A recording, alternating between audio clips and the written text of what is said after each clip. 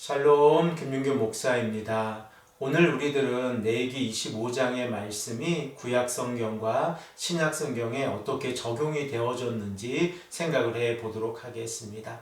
우리들은 레위기 25장의 말씀을 읽어가면서 안식년과 희년의 정신에 관하여 깊이 있게 생각을 해보았습니다.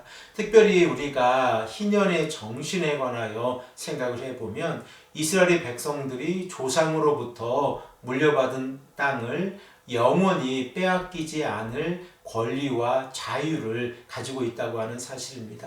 그러므로 만일 이스라엘 백성들 가운데에서 재정적인 문제로 인하여 자신의 땅을 잃어버렸다고 할지라도 그들은 희년에 그 땅을 다시 찾을 수 있다고 하는 사실을 우리가 생각을 해 보았습니다. 우리들은 또한 희년의 정신으로서 회복에 관하여 생각을 해보았는데 이 회복에 관하여 생각을 해볼 때에 이스라엘의 백성들은 희년을 기다리면서 사회의 정의를 실천하는 삶을 살아가야 한다는 사실 또한 깊이 있게 생각을 해보았습니다. 그러므로 우리가 하나님 앞에서 올바른 믿음의 생활을 하는 것은 하나님 앞에서 예배자의 삶을 살아가는 것뿐만 아니라 이 땅의 삶 가운데에서 사회의 정의를 실천하기 위해서 깊이 있게 노력하는 모습이 필요하다는 사실 또한 우리가 깨닫게 되었습니다. 그런데 우리들의 현실적인 모습을 생각을 해보면 우리들은 사회의 정의를 너무나도 거창한 개념으로 생각할 때가 많이 있습니다. 그러나 우리가 이 땅의 삶을 살아가면서 사회에서 정의를 실천하는 것은 우리들의 삶의 작은 부분에서 가난하고 약한 자들을 돌보아주고 그들에게 하나님의 사랑을 전하는 삶이라는 것을 우리가 생각해 볼 수 있습니다. 그래서 구약성경 가운데에서 호세아서 6장 6절의 말씀을 보면 나는 인애를 원하고 제사를 원하지 아니하며 번제보다 하나님을 아는 것을 원하노라 라고 하나님께서 말씀하고 계십니다.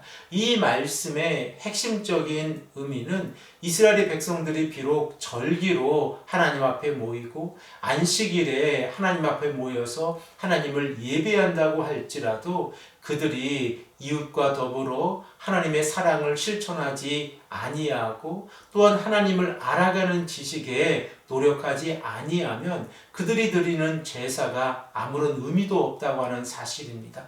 그러므로 우리 또한 이 땅을 살아가면서 예배 자체에만 집중하는 삶을 살아가는 것이 아니라 하나님 앞에서 올바른 믿음의 삶을 살아가야 합니다.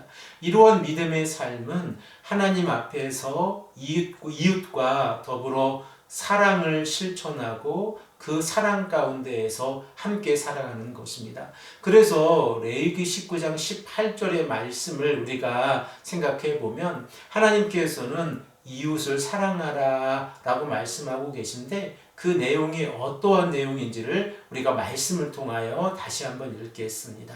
원수를 갚지 말며 동포를 원망하지 말며 내 이웃 사랑하기를 내 자신과 같이 사랑하라. 나는 여호와니라. 이렇게 하나님께서 이웃을 자신과 같이 사랑하라고 말씀하셨을 때에 이러한 말씀은 신약성경에 동일하게 적용이 되었습니다. 그러므로 하나님의 언약의 백성들, 곧 예수 그리스도의 십자가의 보혈과 부활의 능력을 믿음으로 나아가는 자들은 하나님을 사랑하고 이웃을 사랑하는 삶을 살아가야 합니다. 또한 사도 요한이 요한일서 3장 17절에서 18절의 말씀을 통하여 우리에게 전하는 메시지를 생각을 해보면 우리들이 연약하고 가난한 자들을 도와주는 삶은 하나님의 사랑을 실천하는 삶입니다. 우리 이 시간에 이 말씀도 함께 읽겠습니다. 누가 이 세상의 재물을 가지고 형제의 궁핍함을 보고도 도와줄 마음을 닫으면 하나님의 사랑이 어찌 그 속에 거하겠느냐.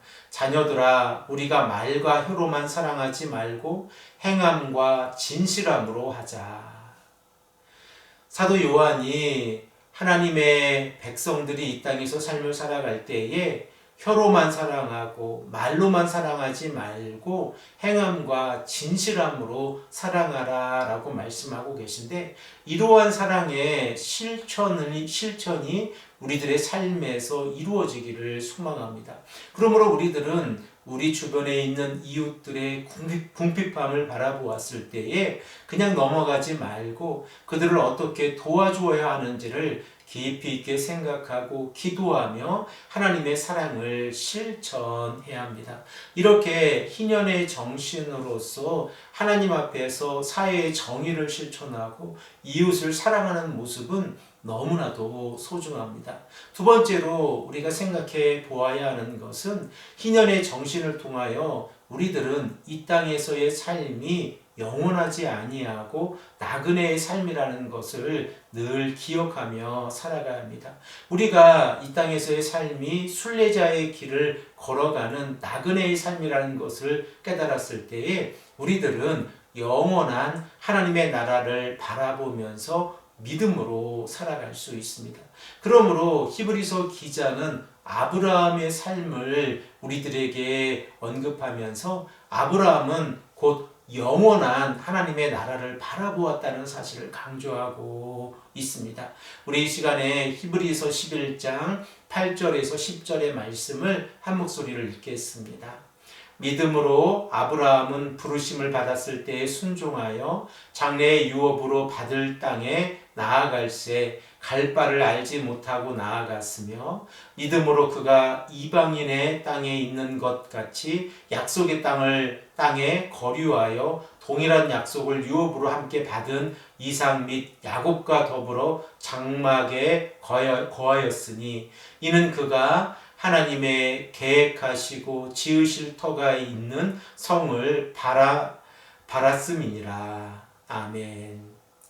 결과적으로 우리들은 이 땅의 삶 가운데에서 나그네의 삶을 살아가고 있다는 사실을 고백하고 영원한 하나님의 나라를 바라보며 살아갈 때에 우리들은 나그네의 삶이 어떠한 삶인가를 인지하게 되어집니다. 그리고 우리가 나그네의 삶을 인지하였을 때에 우리들은 하나님의 나라를 바라볼 수 있다고 하는 사실 또한 깨닫게 되어집니다. 마지막으로 우리가 희년의 정신을 다시 한번 생각해 보면 회복인데, 이러한 회복은 메시아의 사역을 통하여 이루어진다고 하는 사실을 늘 생각해 보아야 합니다. 이사야서 61장의 말씀을 보면 메시아의 사역을 통한 회복의 메시지가 기록되어져 있는데, 이 시간에는 61장 1절의 말씀을 한 목소리로 읽겠습니다. 주 여호와의 영이 내게 내리셨으니 이는 여호와께서 내게 기름을 부으사 가난한 자에게 아름다운 소식을 전하게 하려 하심이라. 나를 보내사 마음이 상한 자를 고치며 포로된 자에게 자유를, 갇힌 자에게 노임을 선포하며. 이렇게 우리가 메시아의 사역을 바라보며 나아갈 때에 우리들은 희년의 정신이 무엇인가를 다시 한번 깨닫게 되었습니다. 하나님께서 우리를 사랑하셔서 우리들을 구원해 주시기 위해서 예수 그리스도를 이 땅에 보내주셨습니다. 그러므로 우리가 하나님의 사랑을 실천하며 나아갈 때에 이 땅에서 탐심을 가지고 살아가는 삶이 아니라 영원한 하나님의 나라를 바라보며 사랑을 실천하는 삶을 살아갈 수 있습니다. 그러므로 우리가 희년의 정신을 가지고 이 땅에서 살아가는 삶은 영원한 하나님의 나라를 바라보며 살아가는 삶입니다.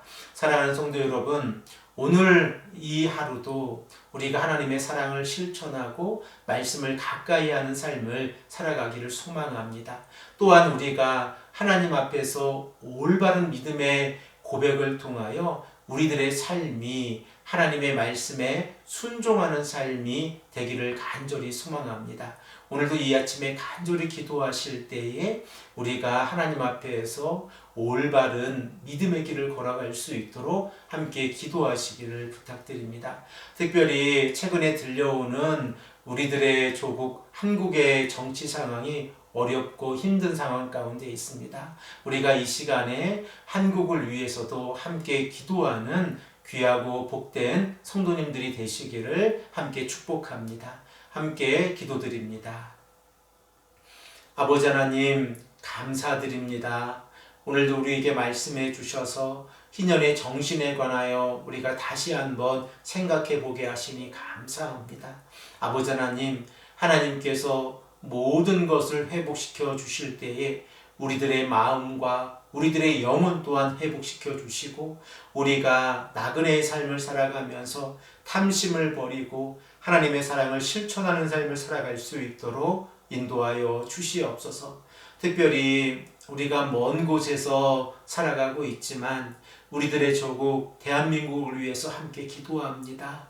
하나님께서 대한민국의 정치적인 안정을 위해서 하나님께서 역사해 주시고 하나님의 놀라우신 역사가 이루어질 수 있도록 우리가 함께 기도할 수 있도록 인도하여 주시옵소서. 감사드리오며 사랑의 많으신 예수 그리스도의 이름으로 간절히 기도합니다. 아멘.